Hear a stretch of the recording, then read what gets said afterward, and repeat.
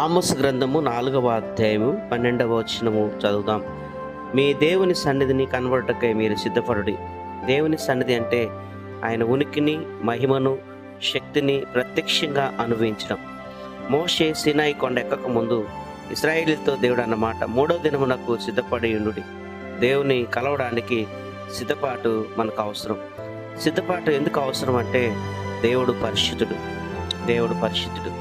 కనుక అపవిత్రతతో ఆయన సన్నిధిలో నిలవలేం. నీ సన్నిధిని సంపూర్ణ సంతోషము కలవు.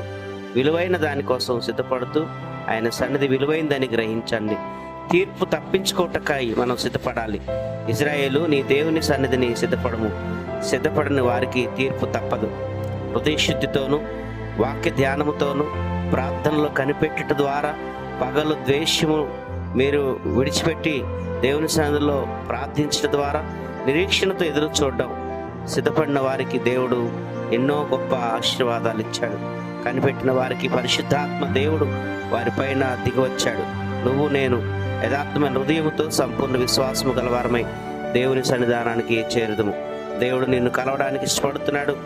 నువ్వు సిద్ధంగా ఉన్నావా? దేవుడు నిన్ను ఆయన సన్నిధితో నింపి నడిపించును గాక.